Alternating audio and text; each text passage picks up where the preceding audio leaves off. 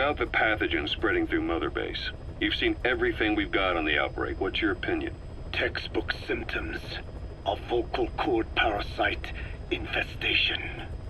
And judging from this casualty list, it is the Kikongo strain, meaning a breed of parasite that triggers symptoms upon detecting pronunciation specific to Kikongo.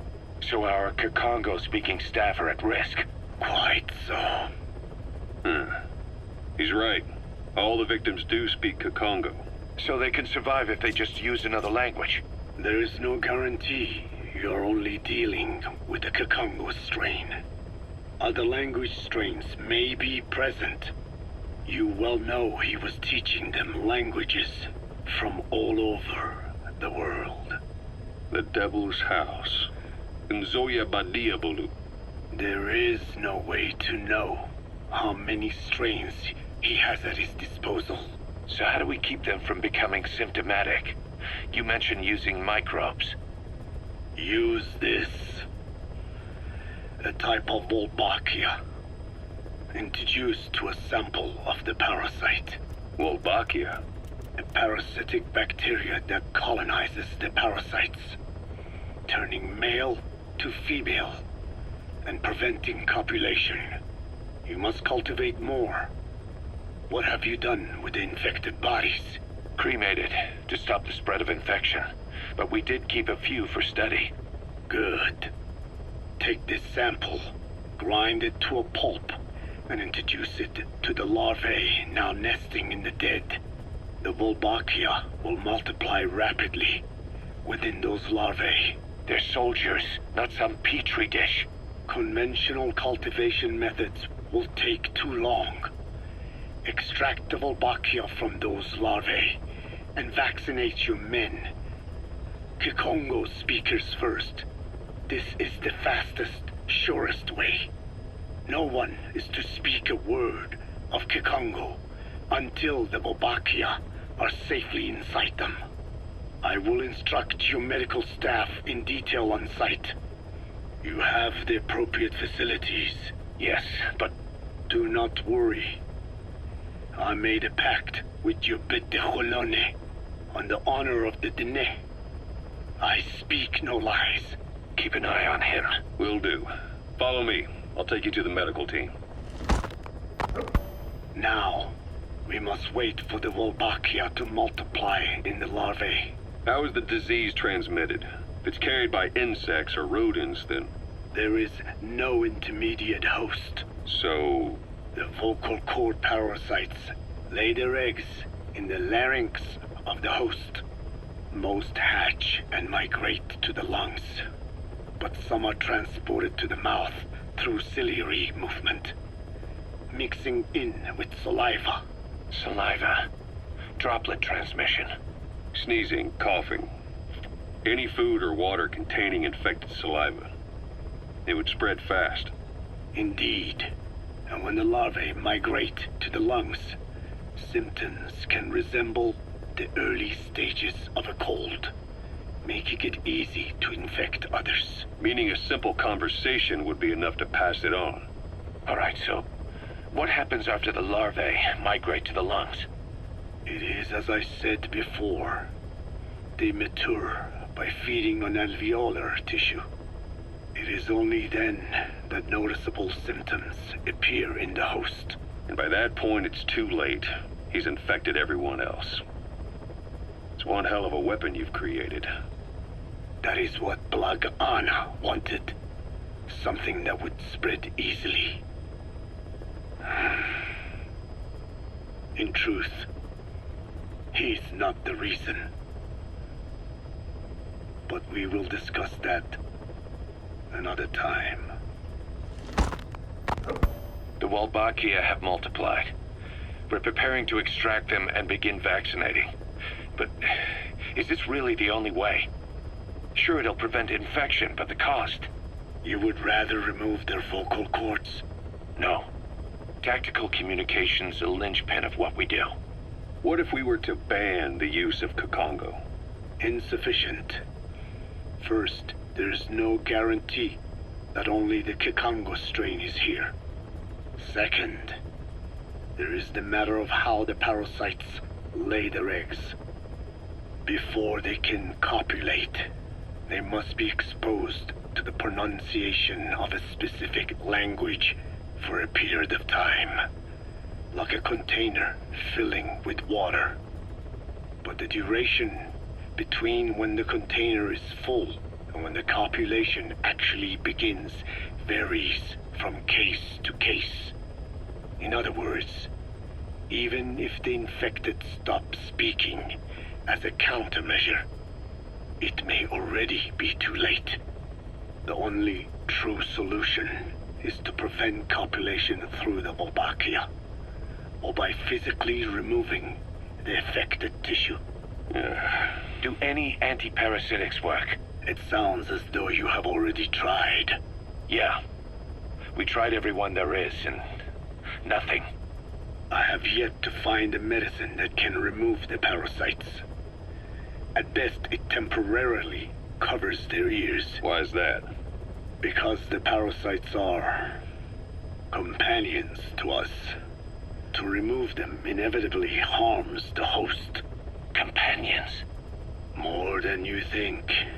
And this is why the human immune system cannot eliminate them. We've inoculated the staff with Wolbachia to keep them from becoming symptomatic. That should also contain the infection. How did this happen in the first place? It has to have been a Cypher spy within our ranks. If this is so, then why the Kikongo strain? If their intent was to wipe you out. Skullface said the remaining English parasite was close to the boss.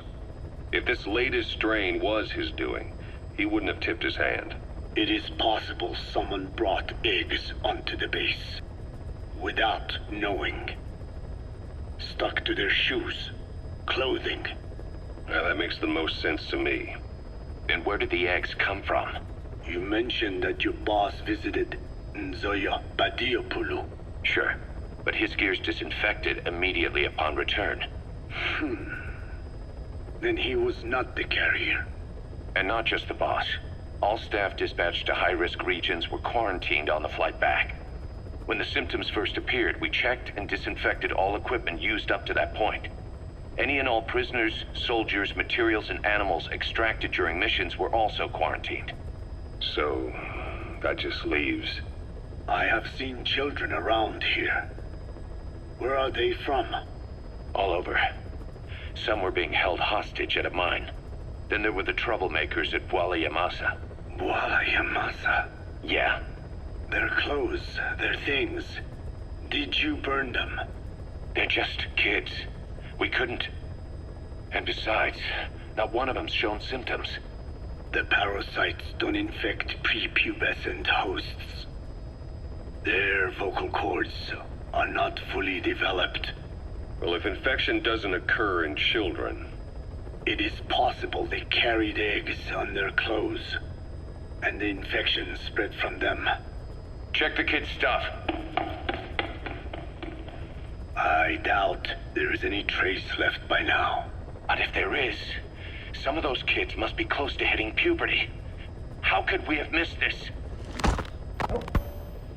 The name Wolbachia got quite a reaction from you. I'm guessing the Kikongo strain was released in that village. Cypher used that region to experiment with vocal cord parasite transmission. The Kikongo strain. The settlements around the refinery upstream of Wolbachia were the proving grounds. They would infect one villager, then record transmission speed. Dangerous work.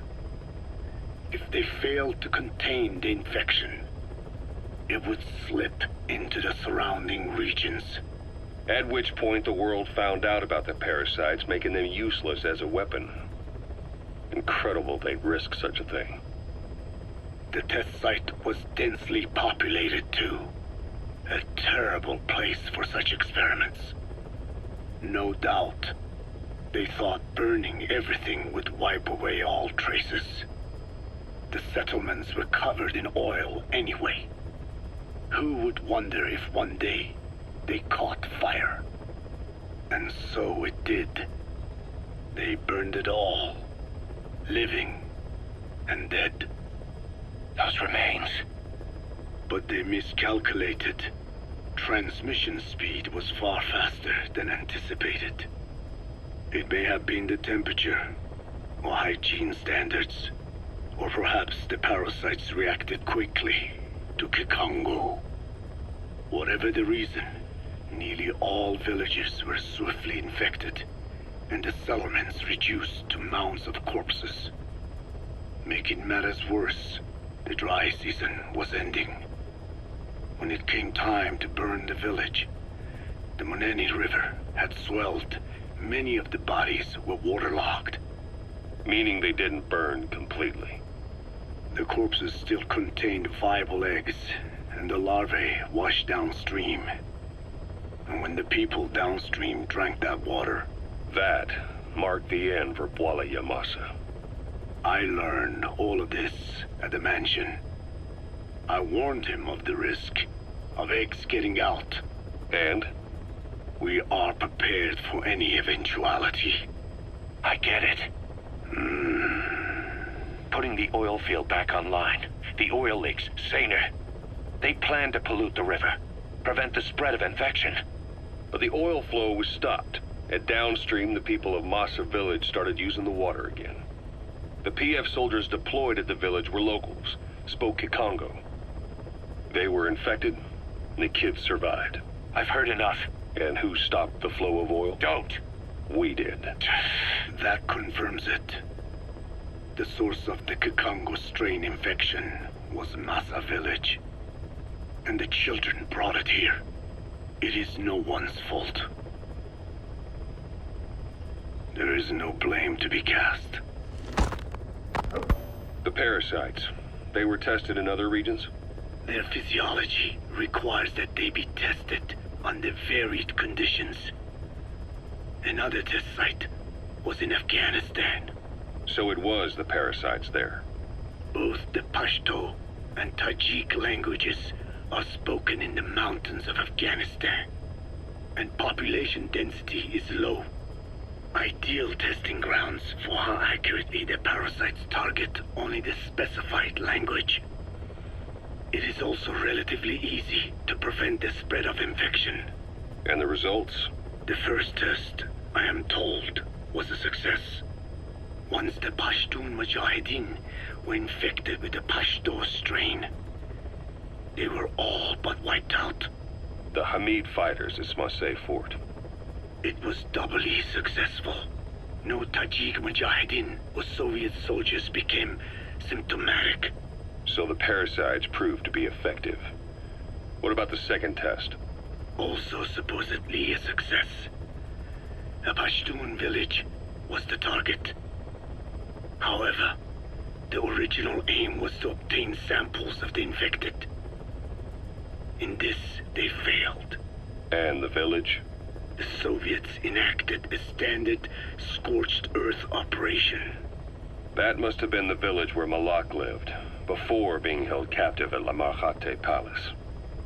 Having had more time to think on it, the details shared with me may have been false. They are madmen who would do anything to cover up the truth. They certainly seem to like tossing their problems in the fire.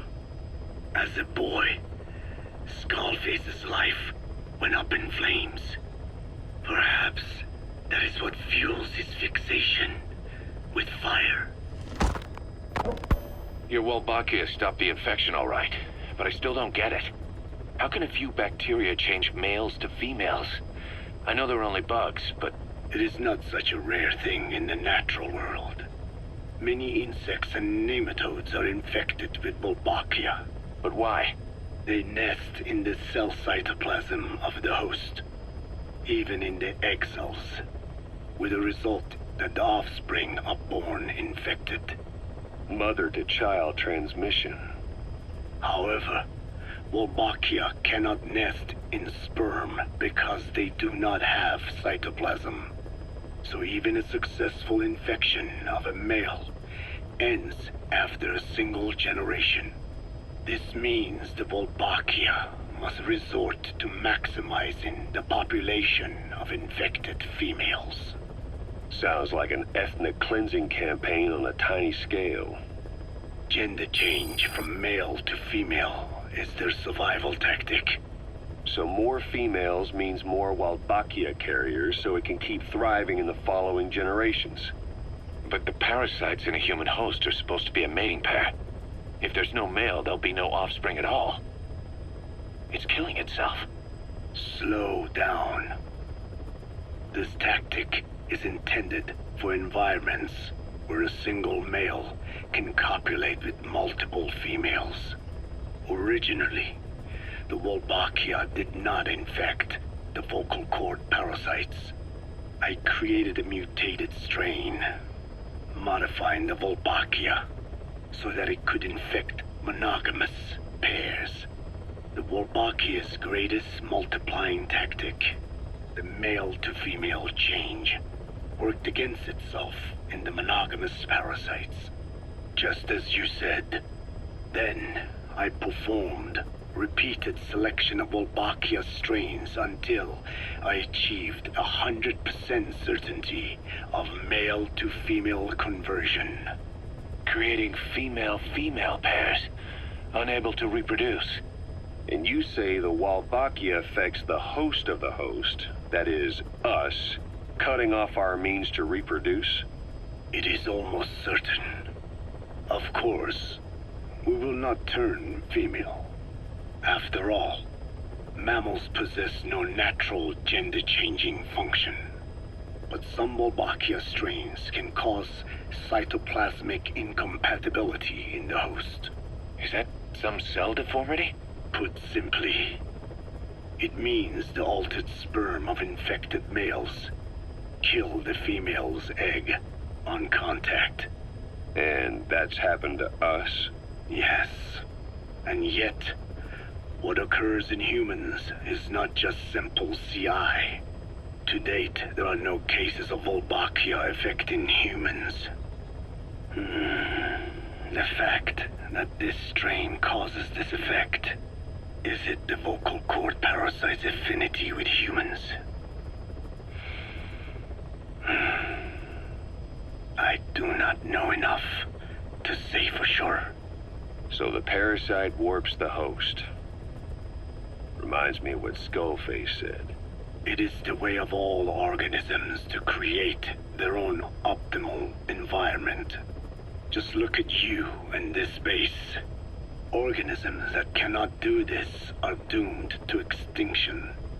The difference with parasites is that their environment is another organism. That creates a connection between life and life. Parasitism, symbiosis, or death. In this way, the host too is challenged to adapt. So what were they doing at Nzoya Badiabalu? That facility with all the people laid out in rows? The abandoned factory Shabani was held in. It is precisely as you guessed. Black Anna was coding languages into the vocal cord parasites. They infected the subjects with the parasites, then made an incision in the throat to expose the vocal cords. That allowed them to play recordings of a desired language directly to the parasites. And the parasites learn the languages that way. That's some teaching method. I just don't get how a bunch of bugs had the brain power for it. They don't. Do not judge them by human standards. They do not learn as a function of intellect. Then how do they do it? What language the parasites react to is coded into their genes. You could expose the Japanese strain to English for years, and it would never learn the language and react to it. The pronunciation, rhythm, and structure are different. But what about, say, Spanish? and Portuguese. Linguistically, the two are very close. Yeah, they're both Ibero-Romance languages. Even so, a Spanish language mating pair exposed to Portuguese will not copulate. Only when they hear Spanish. Only then. And the majority of their offspring will be the same. So it's a literal case of a mother tongue. But if that's so, I don't see how the different strains can be created in the first place. Well, among the many thousands of offspring, there may be just a few that react to Portuguese. You're talking about mutations. Correct. Playing the tapes helps to identify the mutant strains. Those specimens are then isolated and bred with one another. From their children, specimens that react more strongly to Portuguese can again be selected and bred. Repeating this process creates a strain that reacts solely to Portuguese and never to Spanish. Mutation and selection. No different to breeding roses. So you kept increasing the change over the generations, adapting them to languages from all over the world. Must have taken a hell of a lot of patience. More like patience. Just how many died for this? There's something I still don't get. In order to tell which larvae will react to Portuguese, you'd have to let them develop and then see which copulate. That means you'd need tens of thousands of guinea pigs. There's no way you could do that in a facility that small. For normal selective breeding methods, you would be right. But there is a more effective selection method when training the vocal cord parasites. Go on. It is not only when mating that the parasites listen for language. Shortly before hatching, larvae display markedly increased activity in reaction to particular language. The active eggs can be identified under a black light, so the eggs that react to Portuguese are selectively placed in the throats of subjects. So you see, narrowing down strains that react to the target language is an effective process. Though I'm sure that even so, many lost their lives to create the various strains. Taken against their will into that dungeon. There are two reasons for playing the tapes for the parasites. One, to isolate the eggs that respond to the target language. And two, to cause the specimens raised from the selected eggs to mate. I get how the system works. But why do they respond to language before they even hatch? It's not like they can mate from inside an egg. It is because the larvae learn the language before hatching. You mentioned that what language the parasites respond to is hard-coded into their genes, and that they don't have the brain power to actually learn a language. But then you say that the larvae at Nzoyabadiabulu were learning the languages in the egg. Your story doesn't add up. Your country is home to a unique songbird. The Japanese bush warbler. Sure, what of it? What a beautiful call it has. But no bush warbler can sing it perfectly at the start. As chicks, they can barely chirp at all.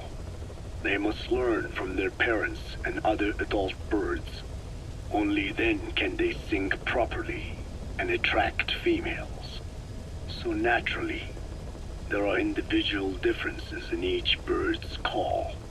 Though they start on the same footing, each bird is influenced by its teachers. And the parasites are the same? Like the birds, the parasites have a genetic predisposition towards a particular language. But while in the egg, the larvae's ears are tweaked by listening to the voice of the host. This tweaking ensures that the grown parasites will react better to the host's speech pattern. Why would they have an ability like that? Well, there are distinct regional differences within even the same language. Rare is the language that has no unique dialects. Yes, learning the host's speech pattern before hatching attunes the larvae to whatever twist of pronunciation it will encounter. This adaptive ability is what makes them so formidable. I see. So a language requires selective breeding, but the parasites can learn dialects by themselves. Of course, having the egg-stage larvae listen to the tapes in the factory was not meant to teach them. It was more important to use that trait of theirs to identify the mutated strains. As I mentioned earlier. Is that really accurate enough to use as a weapon? You could wipe out a neighboring ethnic group by accident if their pronunciation is too close. What you say is true. In that sense, they are imperfect as ethnic cleansers. But for his purposes, they are good enough. His objective was not to exterminate any one ethnic group, but to render the world's lingua franca, English, inert